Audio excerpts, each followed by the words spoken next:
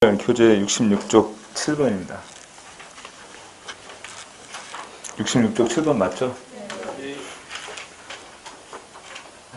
한 가지 좀 미안한 게 내가 그 문제를 쭉 풀어오면서 계산을 했다는 판단했는데 지금 와서 보니까 너무 많이 남은 거예요. 다음 주에 끝나는데. 그래서 그 이번 주 다음 주는 조금씩 한 뭐 1, 20분이라도 수업을 조금씩 더 진행을 할까 합니다. 아시겠죠? 네. 자, 7번 문제 보시면 고충 처리 제도하고 고충 처리 제도, 그다음에 소청 심사 제도의 성명을 옳지 않은 것은 이런 문제입니다. 양자 모두 공무원의 권익보호를 위한 제도에 해당한다.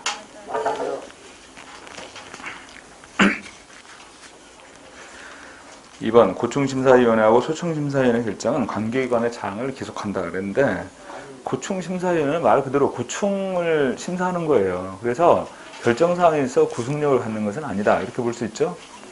반면에 소청심사위원회 결정은 관계기관의 자항을 기속하는 구속력을 갖고 있습니다. 여기.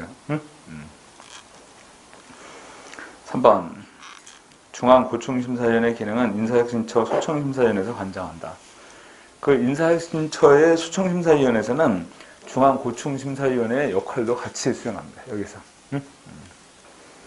4번 소청심사제도는 공무원이 징계처분, 기타 그 의사에 반하는 불이익 처분에 대해서 이유를 제기하는 경우에 이를 심사 결정하는 특별 행정심판제도에 해당되는 것이 소청심사제도 이렇게 표현하는데, 그렇다면 소청심사위원회 결정에 있어 그 요건이 있죠. 소청심사위원회 결정 요건 뭐였어요?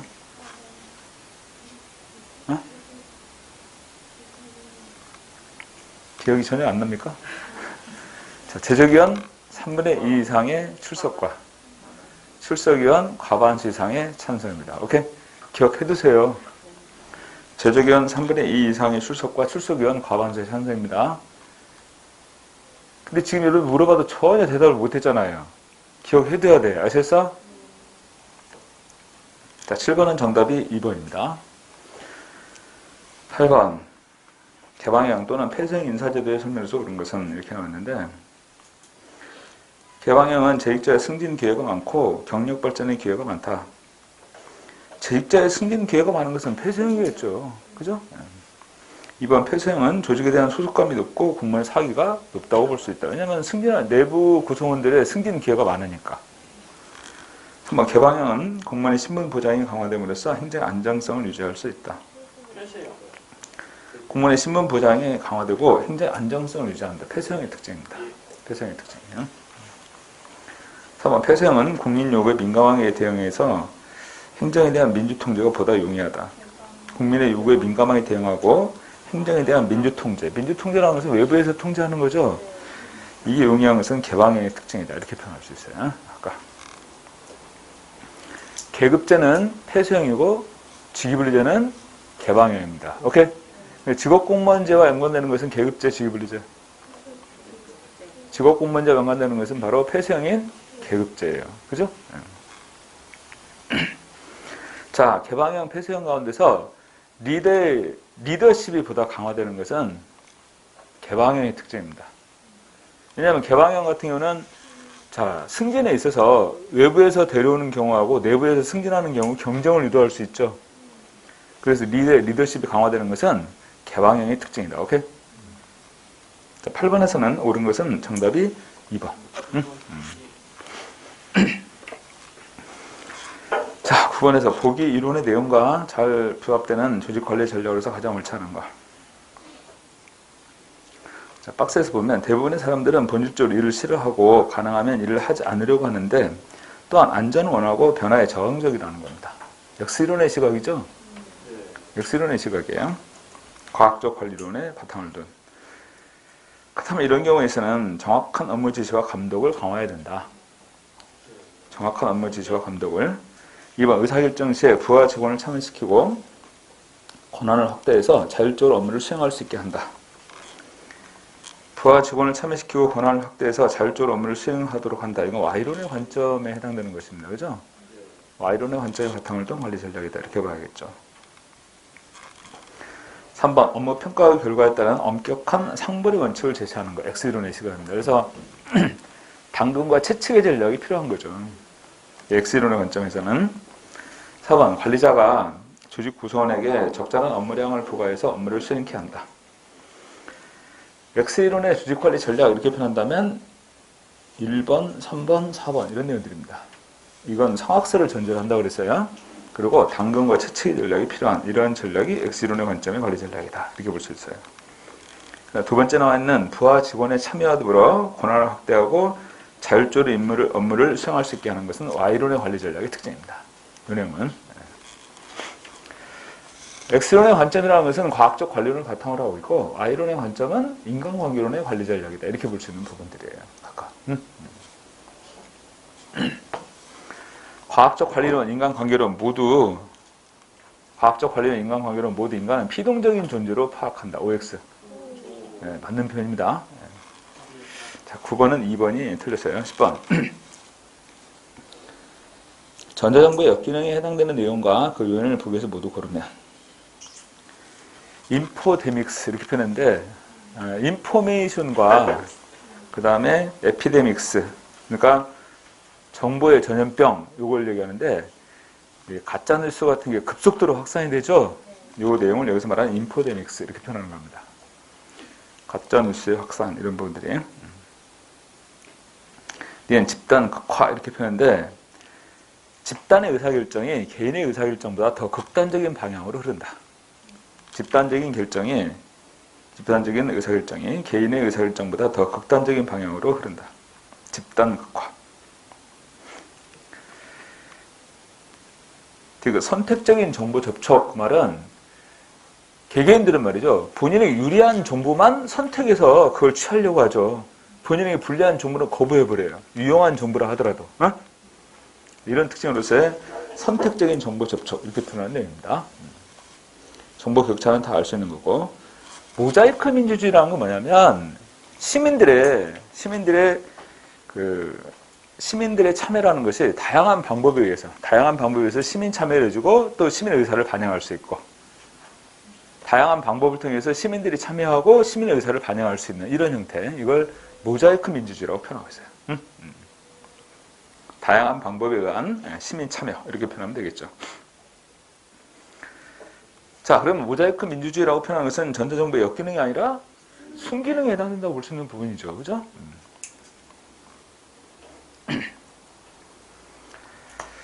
자, 여기에 해당되는 것으로 역기능은 기억, 니은, 디귿, 리을 이런 내용들이 여기에 해당됩니다. 11번.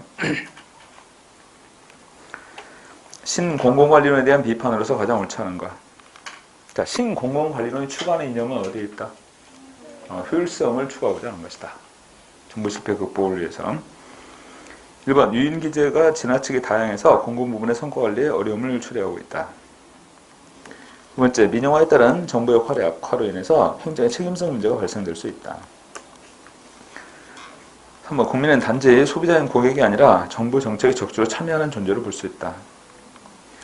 4번, 정부와 기업 간의 근본적인 환경 차이를 무시하고 정부 부문의 시장 기제를 적용하고 있다. 이렇게 표현했는데 신공공관리론에 대한 비판으로서 가장 옳지 않은 거. 여러분들, 그러면 신공공관리 유인기제는 뭐가 있나요? 신공공관리론 유인기제는 어떤 게 있어요? 주로 시장 메커니즘을 적용한다 이렇게 얘기했잖아. 그리고 대표적인 유인기제는 어떤 거냐면 가격이랄지 경쟁을 유도한다랄지 이런 부분들이 여기서 말하는 신공공관리론의 유인기제라고 볼 수 있는 거 아니겠어요?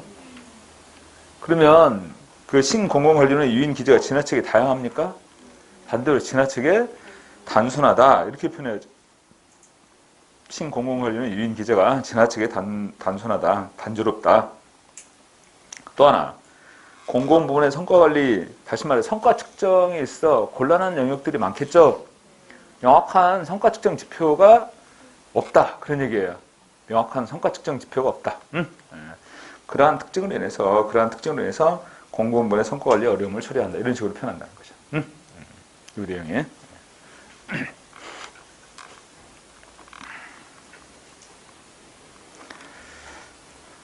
그 다음에 두 번째, 민영화에 따른 정부 역할의 약화로 인해서 행정의 책임성 문제가 발생될 수 있고 또 서비스 공급의 형평성, 이것도 줘야 되죠? 서비스 공급의 형평성, 책임성의 문제 이런 부분도 제기되고 3번 국민은 단지 소비자인 고객이 아니라 정부 정책에 적극적으로 참여하는 존재인 것이다.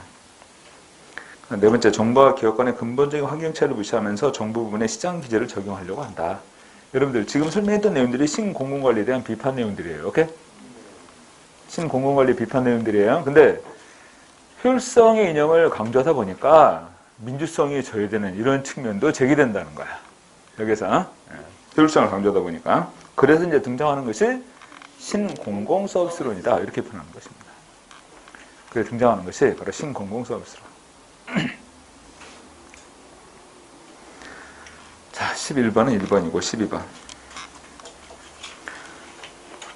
사회적 자본의 설명으로서 가장 옳지 않은 거. 1번. 사회 구성원들이 공동의 문제를 해결하는 데 적극적으로 참여하는 사회의 조건 또는 특성을 의미하고 있는 거.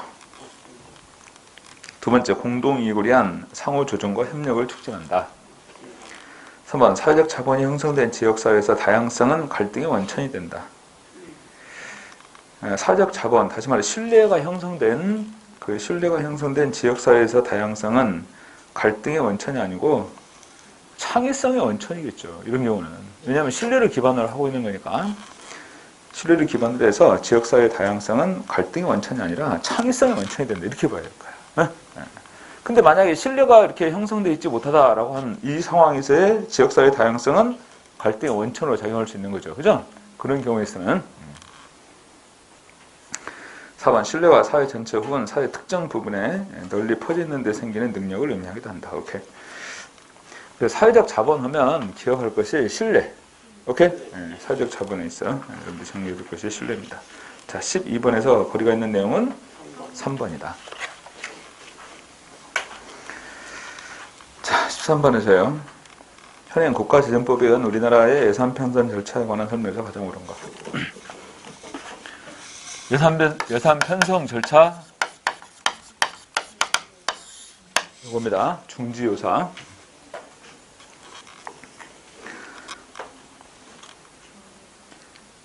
일반 중앙관세청은 매년 3월 30일까지 다음 회계연도의 신규 사업 계획서를 기획재정부 장관에게 제출한다. 3월 31일이 아니라 1월 31일. 중기 사업 계획서 제출. 오케이? 1월 31일 중기 사업 계획서 제출. 2번. 기획재정부 장관은 국무총리 승인을 얻어서 예산안 편성 지침을 4월 30일까지 중앙관세청에게 통보한다. 3월 31일까지. 예산 편성 지침의 통보. 3번. 그러면 중앙관세청은 6월 30일까지 예산 요구서를 기획재정부 장관하고 국회 예산결산 특별위원회에 제출한다.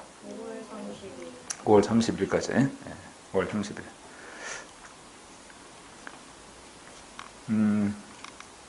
그 2번에 보면 예산안 편성 지침에 관한 것을 3월 30일까지 중앙관세청에 통보한다 이렇게 나와 있죠. 거기다가 국회 예결위에도 통보를 합니다. 아셨어요? 예산안 편성 지침에 관한 것을. 그래야 국회에서 다음 연도 예산 편성의 기준이 뭔가 이걸 판단할 수 있잖아요. 중앙관세청과 국회 예산결산 특별위원회에 제출한다. 이렇게 표현해야 됩니다. 2번의 내용에서. 4번 행정부 예산안은 대통령 승인을 거쳐서 회계연도 개시 121년까지 국회에 제출한다. 정답 4번입니다. 예산 편성 절차예요. 그리고 여러분들 예산 편성의 형식은 5가지죠? 예산 편성의 형식 뭐예요? 총세, 계명, 국 이렇게 됩니다. 예산 편성 형식은 총세, 계명, 국 5가지. 총세, 계명, 국.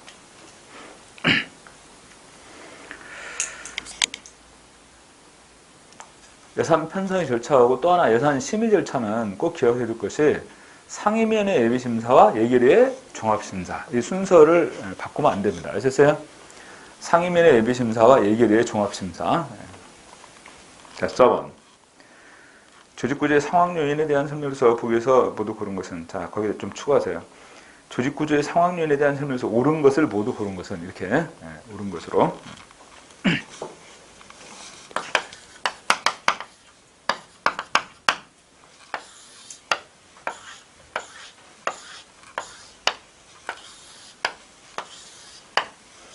이거 빨리 쓰라고 그랬어. 조직 규모가 커질수록, 그 다음에 비일상적인 기술, 그 다음에 불확실한 환경.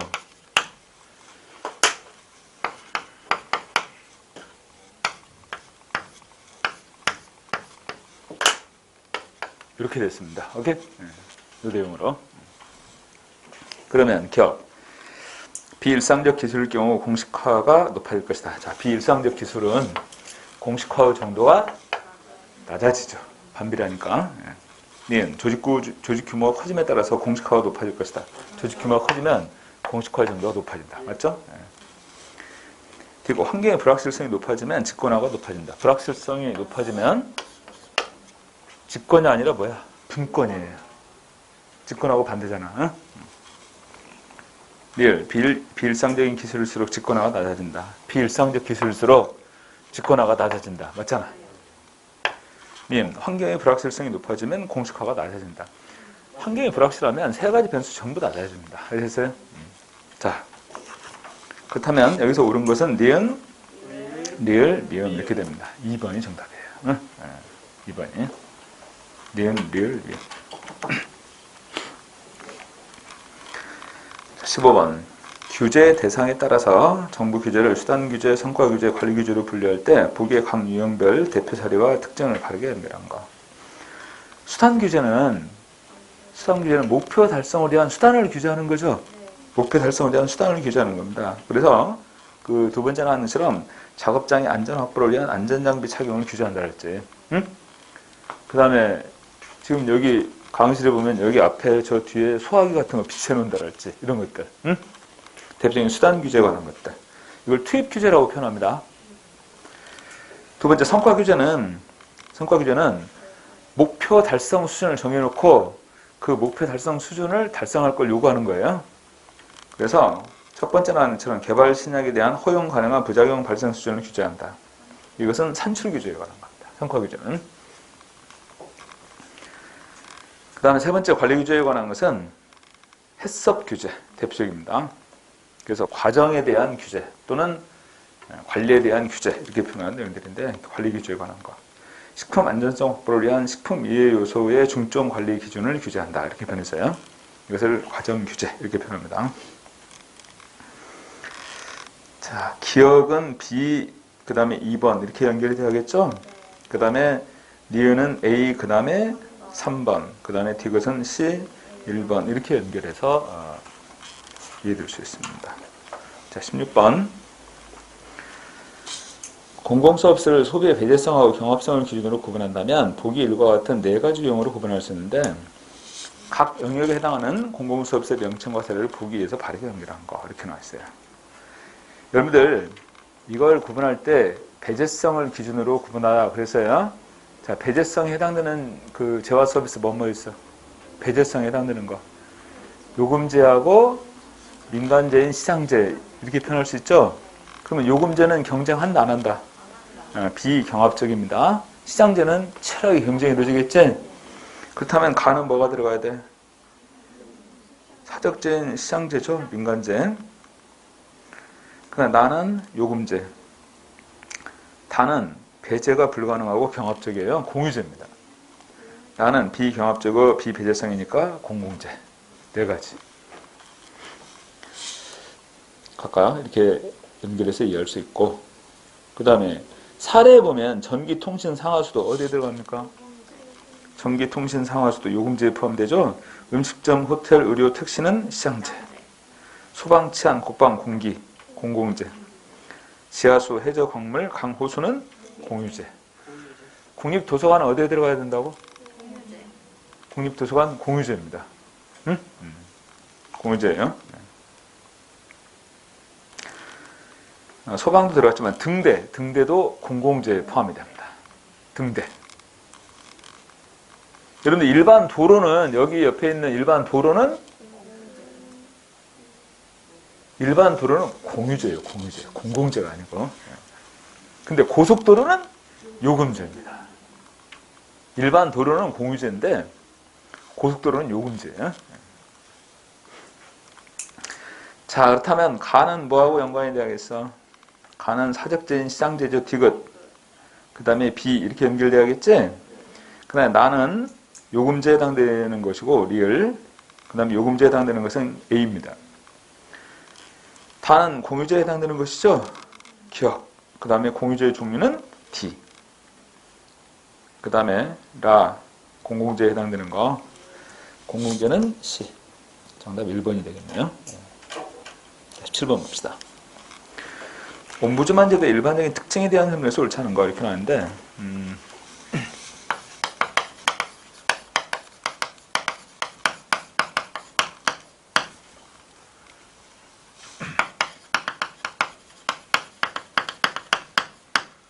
자, 이렇게 표현했습니다. 옴부즈만의 특징. 입헌, 무취, 법목, 직신. 이렇게.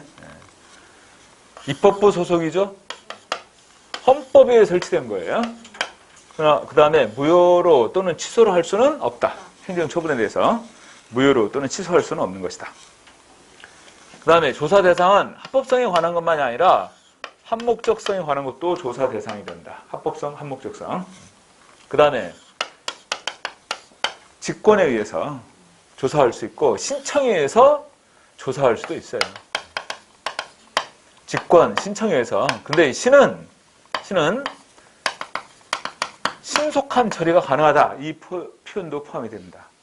신청에 의해서 조사하기도 하지만 신속한 처리가 가능하다. 그 다음에 또 하나 뭐 옴부즈만의 신분 보장에 관한 거. 이 내용들이에요. 각각. 그래서 여기 이 표현에는 이 세 가지 특징이 다 들어갑니다. 아셨어요? 신청에 의해서 조사가 이루어지고 그 다음에 신속하게 그 다음에 신분 보장이 이루어진다. 이 표현들이 다 포함되어 있어요. 자, 그러면 1번 볼까요? 옴부즈만은 비교적 임기가 짧고 임기 보장이 엄격하게 적용되지 않는다. 좀 전에 있잖아. 신분이 보장된다고. 두 번째, 옴부즈만에게 민원을 신청할 수 있는 사안은 행정관리의 불법행위와 부당행위를 포함하고 있다. 불법행위, 부당행위. 여러분들 불법행위는 여기에 해당되죠. 합법성에 관한 거죠. 부당행위는 한목적성에 해당되는 거예요. 각각. 불법행위와 부당행위, 합법성, 한목적성에 해당되는 것이다. 3. 옴부즈만은 행정기관의 결정에 대해서 직접 취소 또는 변경할 수 있는 권한을 갖지 않는다. 맞죠? 3번 업무 처리에 있어 절차상의 제약이 크지 않기 때문에 옴부즈만에 대한 시민들의 접근이 용이하게 이루어지게 되는 것이다. 오케이. 자, 직권과 신청에 의해서 조사할 수 있다. 근데 우리나라의 그 옴부즈만은 뭐에 해당한다? 국민권익위원회. 이거하고 비교해서 가장 대표적인 차이점은 뭐냐면 우리나라는 입법부 소속이 아니라 행정부 소속이에요. 행정부 소속. 또 하나. 옴부즈만은 헌법에 의해 설치됐지만 우리나라는 법률에 의해 설치됐어요. 자, 국민권익위원회, 여러분들, 이거, 국민권익위원회는 우리나라에서는 부패 방지 및 국민권익위원회 설치 운영에 관한 법률, 이것을 근거로 하고 있습니다. 법률에 설치된 기관이에요. 자, 이건 맞고, 이것도 맞습니다. 같아요. 얘네들은 직권과 신청에 의해서 전부 다 조사할 수 있는데, 우리는 오로지 신청에 의해서만 조사할 수 있습니다. 직권 조사는 할 수 없어요. 오케이? 직권 조사는 할 수 없고 신청에 의해서만 조사가 이루어질 수 있다.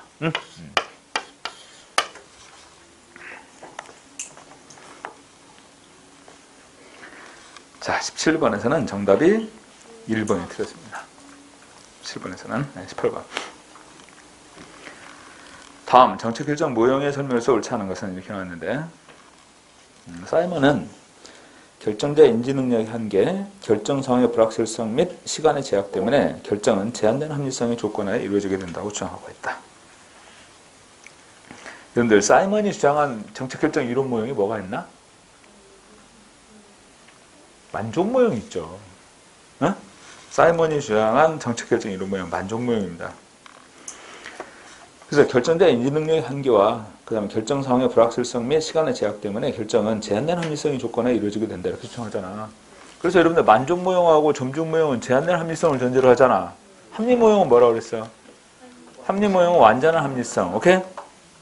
합리 모형은 완전한 합리성이고 만족 모형, 점중 모형은 제한된 합리성 이렇게 비교했잖아요.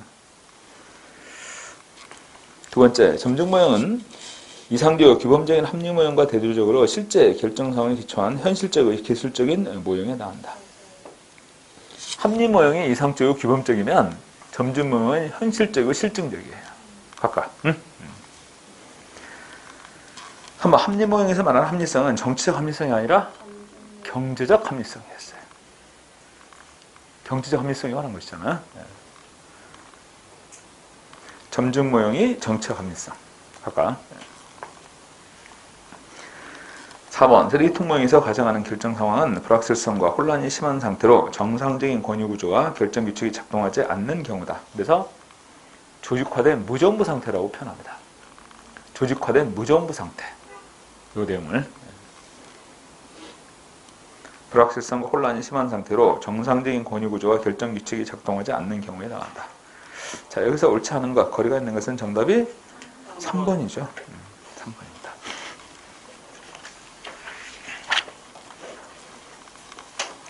자, 19번. 다음 가운데 국민 경제활동의 구성과 수준에 미치는 영향을 파악하고 고위 정책 결정자들에게 유용한 정보를 제공해주는 예산의 분류로 옳은 것은 이렇게 나와 있는데 기능별 분류, 품목별 분류, 경제 성질별 분류, 그 다음에 조직별 분류 이렇게 나와 있습니다. 그 기능별 분류는요, 여러분들 그 2020년도 올해 예산 규모 512조 이렇게 나와 있어요. 자, 첫 번째가 사회복지 부분 180조. 그 다음에 두 번째는 지방행정에 지원하는 부분이 70조. 교육비가 50조. 이런 식으로 나눠진단 말이야. 이게 주요 기능에 따라 분류하는 거죠. 기능별 분류예요. 오케이? 1차적인 분류가 사회복지 부분, 그 다음에 지방행정에 대한 지원, 그 다음에 뭐 SOC 부분, 교육비, 방위비 이런 식으로 구분한단 말이야. 회계 책임이 명확하다, 불분명하다. 회계 책임의 한계가.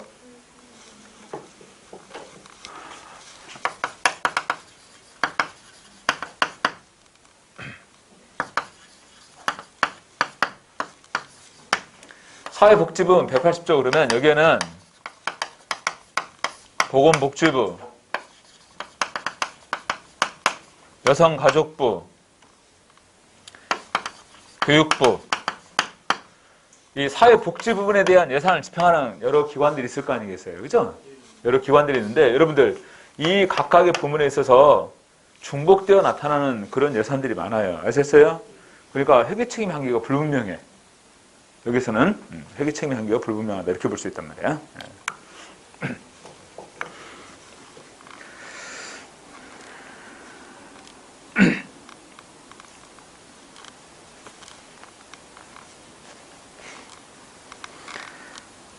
자, 기능별 분류의 특징, 회계책임 한계가 불분명하다. 그 다음에 두 번째, 품목별 분류는 품목을 중심으로 세분화한 거죠.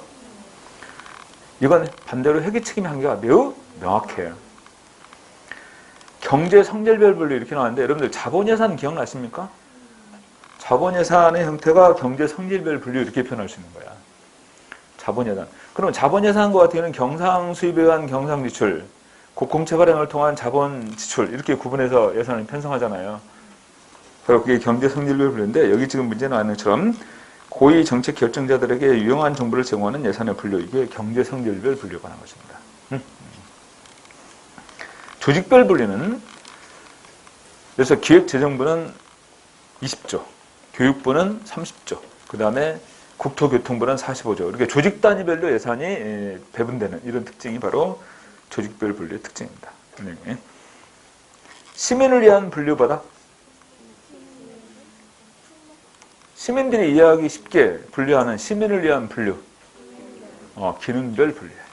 시민을 위한 분류, 기능별 분류입니다.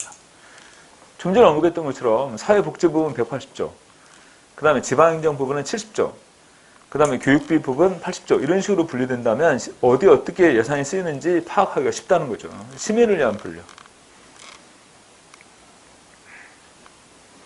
19번은 3번입니다. 20번. 성과주 예산제도에 관한 다음 설명 가운데 가장 옳지 않은 것은 1번.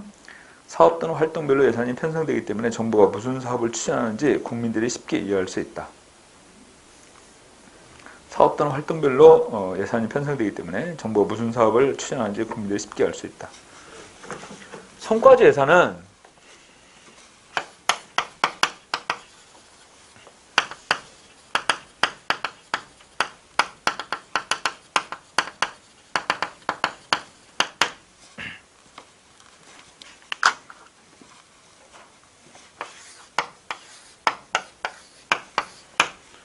기능별, 사업별, 세부사업 이렇게 나눠지잖아요. 자, 경제활동 부문. 이 경제활동 부분의 사업들, SOC 사업, 4대강 사업, 새만금 사업 이런 식으로 구분했잖아. 그 다음에 SOC 부분에는 도로 사업이 있고 철도, 그 다음에 항만 사업이 있고 이렇게 해요. 도로 사업은 예를 들어서 500km인데 킬로미터당 20억씩 투입된다 그러면 여기 투입되는 예산이 있죠. 이런 식으로 예산이 짜여지는 게 성과주의잖아요. 그래서 사업이나 활동별로 예산이 편성되기 때문에 정부가 무슨 사업을 추진하는지 국민들이 쉽게 이해할 수 있다. OX. 맞잖아요. 이번 단위당 X단위 원가에 수행되는 Y계의 업무량으로 표현됨으로써 관리 능률성을 높인다. 이게 지금 단위 원가죠? 이게 업무량이잖아요. 이거 곱하면 예산액이 이렇게 나오지 않습니까? 이런 식으로 예산을 짠다 이거예요. 오케이? 3번 정부의 지출 대상이나 지출 금액이 명확함으로써 회계 책임과 예산 통제를 용이하게 할 수 있다. OX. 맞습니다. 4번 구체로 완성된 이후의 모습을 보여줌으로써 재원과 사업을 직접적으로 연계시키는 예산 제도다. 성과주의는 도로 1조 원 이것만 나와 있잖아요. 구체적으로 상반기, 하반기, 분기별로, 월별로 어떻게 예산을 쓰고 집행해야 되는지 그런 부분에 대한 구체적인 통제 이런 걸 하지 않습니다. 그러니까 이 세부 사업의 1조 원 이거 배정이 되면 이 범위 내에서 재량권을 가지고 예산을 운영하는 거죠. 이게 성과주의잖아. 그래서 예산 운영에 신축성을 기할 수가 있어요. 그 말은 반대로 얘기하면 외부에서의 통제가 어렵다 그 말이죠. 3번 보세요. 정부의 지출 대상이나 지출 금액이 명확함으로써 회계 책임과 예산 통제를 용이하게 한다? 틀렸어요. 예산 운영에 신축성이 부여되기 때문에 재량권이 부여되기 때문에 회계 책임 한계도 불분명하고 예산 통제도 용이하지가 않다. 어? 왜냐하면 이 세부 사업의 예산 총액만 정해지잖아요. 구체적으로 어떻게 사용해야 될지 이런 부분에 대한 세세한 그런 그 구분, 그 다음에 외부에서의 적절한 통제 이런 것들은 기하기 어렵다는 거예요. 그렇지만 4번 구체로 완성된 이후의 모습을 보여줍니다. 보세요. 구체로 완성된 이후의 모습은 도로 500km 건설되는 거잖아. 철도는 300km 건설되는 것이고 항만은 10선석이 건설되고 이런 부분들이 바로 완성된 이후의 모습을 보여주는 거예요. 그럼 재원과 사업을 직접적으로 연계시키는 예산제도 맞는 표현이잖아. 자, 20번은 그래 정답이 3번이 틀렸어요. 3번이. 자, 11을 보겠습니다. 여러분들 그 10회 20번 문제 좀 유의해 두셔야겠지? 자, 이거 문제 보시면 전통적 관리제의 특징과 역기능을 연결한 것으로 옳지 않은 거. 1번 문서주의는 형식주의와 법문용료를 야기시킨다. 맞죠? 네. 법문용료란 문서가 번잡하고 절차가 까다롭다. 이렇게 표현했어요. 2번 전문화는 훈련된 무능과 활고주의를 야기시킨다. 그럼 여기서 말하는 전문화라는 것은 업무의 전문화다. 그 다음에 사람의 전문화다. 업무를 나눠서 업무를 전문화시키는 거예요. 여기서 말하는 전문화는 업무에 대한 전문화입니다. 분업하죠. 그래서 이런 경우는 훈련된 무능, 그 다음에 활고주의 이런 부분들을 나타낸다는 거예요. 활고주의는 이제 각 부서 중심으로 이루어지는 거니까. 3번 비정의성, 비인간화 이렇게 표현할 수 있는 거죠. 주관적이고 재량적인 관료 행태를 나타내고 있다. 비정의성, 비인간화는요. 바로 객관적이면서 보편적인 그런 업무 처리예요. 그렇죠? 객관적이고 보편적인 업무 처리에 해당됩니다. 비정의성이라고 표현하는 내용은. 4번 계층제는 의사결정 지원과 상급자 권위에 대한 지나친 의존이 이루어진다. 의사결정이 지연돼요. 왜냐하면 여러 단계를 거쳐서 결정이 이루어져야 되니까. 또 하나는 상급자 권위에 대한 지나친 의존이 이루어지게 된다는 거예요. 1번은 3번이 틀렸어요. 비정의성은 주관적이고 재량적인 권력 행태가 아닌 객관적이고 보편적인 그런 업무 처리다. 이렇게 봐야 됩니다.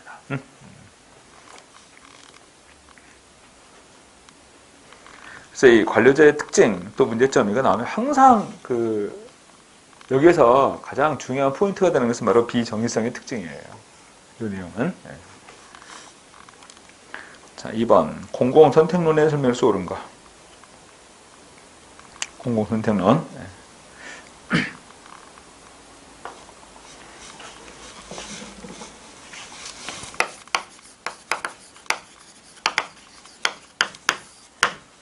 공공선택론의 특징은 개경연합 이렇게 표현했어. 응? 개경연합. 개는 뭐야? 방법론적 개체주의. 경은 경쟁의 유도를 강조하고 있어요. 그러면 경쟁을 유도하는 것은 관할권의 중첩, 관할권의 분리. 관할권의 중첩, 분리. 관할권의 중첩을 통해서 경쟁을 유도한다 그런 얘기야. 그리고 또 하나는 경은 경쟁을 유도함과 동시에 경제학적 관점의 이론이에요. 응? 그 다음 연은 연역적인 접근이고 합은 합의적 경제인권을 전제로 하고 있습니다. 응? 합의적 경제인권. 그래서 1번 관할권이 다른 지방정부를 이주하는 것은 개인의 지방정부에 대한 선호표시와는 관련이 없다 이렇게 표현했는데 여러분들 관할권이 다른 지방정부를 이주하는 것을 티브가설 이렇게 표현했죠. 반로하는 투표 이렇게 얘기하는 거야. 그래서 시민들이 본인들이 원하는 서비스를 제공하는 곳으로 선택해서 이사한다 이거 아니에요. 이건 지방정부에 대한 선호표시와 직접적으로 연관이 있는 거죠. 본인들이 살고 싶은 걸 선택해서 이사하는 이런 지방정부에 대한 선호표시죠. 자, 그러면 이거 뭘 유도한다? 자치단체 간의 경쟁을 유도하는 거 아니겠어요? 그럼 서비스 질이 개선되겠지, 이렇게 되면. 두 번째, 직권적이면서 계층적 구조를 강조하는 정부 관료제가 시민 요구에 민감하게 반응한다고 주장하고 있다. OX. 이러한 조직의 계층 구조가 지금 여기 표현하고 있는 것처럼 시민 요구에 민감하게 반응합니까? 모든 권한이 여기 다 집중되어 있잖아요. 그래서 오스트롬은 뭐라고 표현하냐면 여기에 집중되는 권한을 이쪽으로 좀 분권화시켜라 이거예요. 분권화시켜라. 그래야 시민의 요구에 권한을 갖고서 즉각 대응할 수 있죠. 시민 요구에 부응할 수 있다는 거예요. 그래서 이게 직권적인 구조에서는 시민 요구, 고객 요구에 반응을 할 수 없는 구조다 이렇게 보는 거예요. 응? 그래서 이렇게 분권화가 필요하다. 그리고 방금 언급했던 것처럼 관할권의 중첩을 통해서 경쟁을 유도하는 게 필요하다. 경쟁 유도를.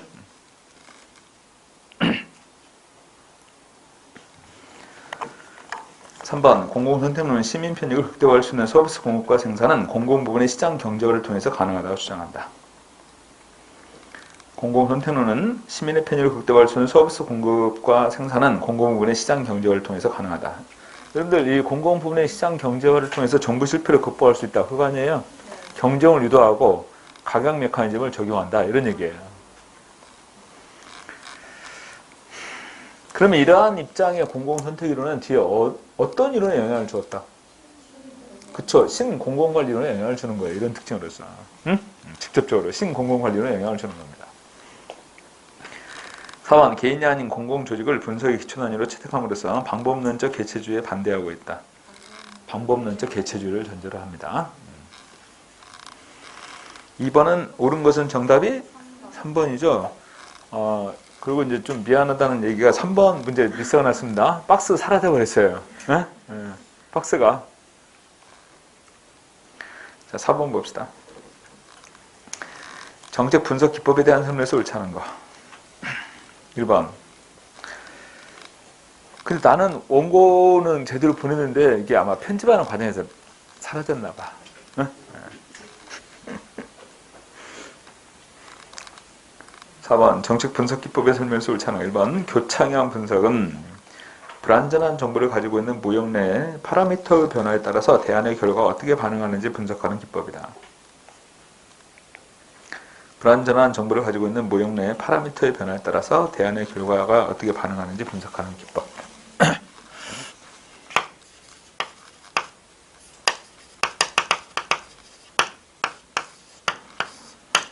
정부가 새로운 국책사업으로 국제공항을 여기다 건설하려고 한단 말이야.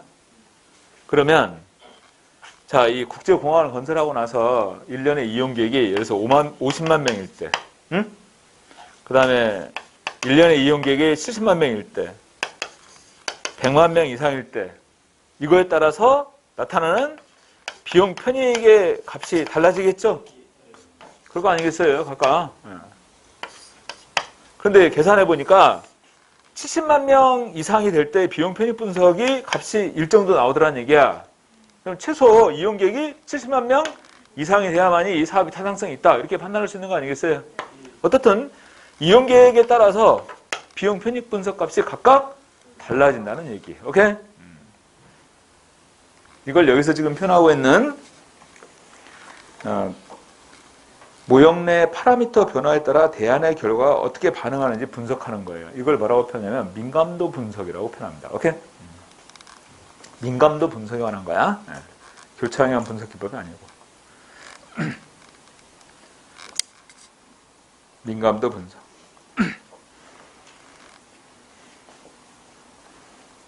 그럼 민감도 분석은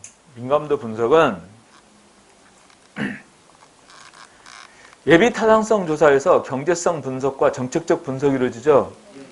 경제적 분석 기법, 정책적 분석 기법, 민감도 분석. 경제적 분석 기법이에요. 민감도 분석은 2번 칼드엑스의 기준은 전통적인 비용 편익 분석의 기초가 된다. 여러분들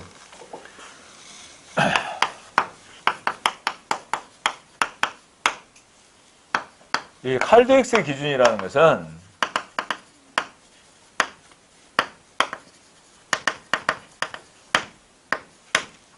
총 편익이 총 비용보다 크다면 그 사업은 타당성이 있다. 이렇게 보는 시각.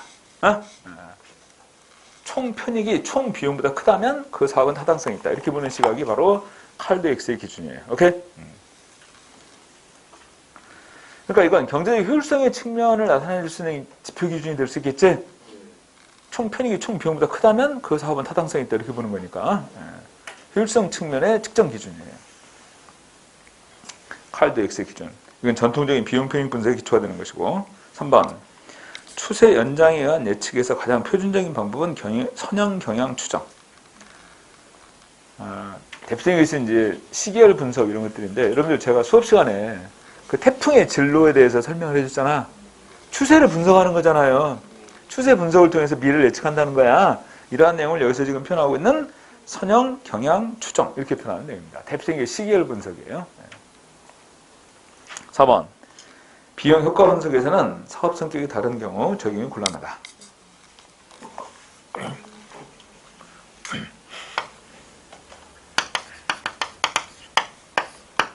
추경 예산을 편성해가지고 예를 들어서 추경 예산을 1조 원을 투입을 합니다.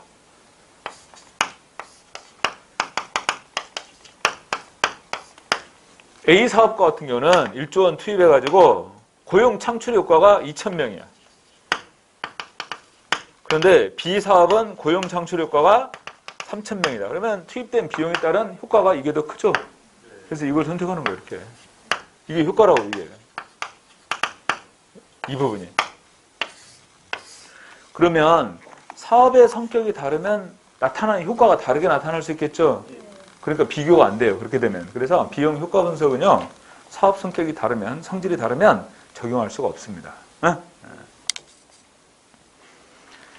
그래서 비용 효과 분석에서는 사업 성격이 다른 경우 적용이 곤란하다. 오케이? 왜냐하면 나타나는 효과가 다르게 나타나니까 비교가 안 되잖아요. 자, 4번에서 거리가 있는 건 몇 번? 1번입니다. 4번에서 거리가 있는 것은 1번이에요. 네. 5번. 공제 부패 원인의 접근 방법에 설명해서 가장 적절치 않은 것은 이렇게 나왔는데 1번. 사회문화적 접근은 관료 부패를 사회문화적인 환경의 독립변수로 보고 있다. 사회문화적 접근이라는 것은 이런 거예요. 그 명절 때 선물을 주고받는 그런 그 관습이 있단 말이죠. 그래가지고 이제 사과 상자 선물을 받았는데 거기 열어보니까 돈봉투가 들어있더라. 그런 얘기예요. 그러니까 그러한 사회문화적 여건이 이런 부패를 야기시키는 그런 토대가 되는 거죠. 그럼 이 경우에 부패는 사회문화적 환경의 종속 변수로 봐야겠지? 그러한 사회문화적 환경 여건 때문에 부패를 야기시키니까 부패라는 것은 사회문화적 환경의 종속 변수다. 이렇게 봐야지. 여기서. 두 번째, 체제론의 접근은 관료 부패 현상을 관료 개인의 속성과 제도, 사회문화 환경 등 여러 가지 요인이 복합적으로 상호작용한 결과로 이해하고 있다. 그래서 체제론의 접근이라는 것은 개인적인 속성, 또 사회 제도, 사회문화 환경 등 여러 가지 요인들이 복합적으로 작용해서 부패를 야기시킨다. 이렇게 보는 시각. 체제론의 접근. 부패에 대한 시장적 접근은 정치 경제학적 접근이라고 하며 이는 부패가 정치, 경제 엘리트 간의 야합과 이권 개입에 의한 공직 타락을 중시하고 있다. 부패에 대한 시장적 접근은 정치 경제학적 접근이다. 그래서 정치와 경제 엘리트 간의 야합과 이권 개입에 의해서 공직 타락을 중시한다. 그러니까 대표적인 것이 우리나라에서 엘리트 관료들하고 그 다음에 기업들, 특히 대기업들 또는 정치 엘리트들 이들 간의 야합과 이권 개입에 의해서 공직 타락을 유도한다. 이런 얘기입니다. 부패를 조장하고. 대표적인 게 그거죠. 선거 때마다 이제 기업들은 비자금 조성해서 선거 자금 쓰라고 돈 건네지 않습니까? 그래가지고 이제 기업들이 지원한 또는 지지하는 그런 후보나 정당이 승리를 하는 경우에 이제 특혜가 제공되는 거죠. 뒤에. 그런 것들이 계속 반복되어 왔잖아요. 4번. 거버넌스적 접근은 부패란 정보 주도적인 통치 구조에서 비롯된 것으로 일방적인 외부 통제로는 특별히 어렵기 때문에 정부와 시민 간의 상호 보완적 감시에 의한 협력적 네트워크에 의해서 해결 가능하다고 본다. 자, 5번에서는 적절치 않은 것은 1번이 됩니다. 오케이? 1번이. 자, 잠깐 쉬었다가 6번 문제부터 문제를 풀겠습니다.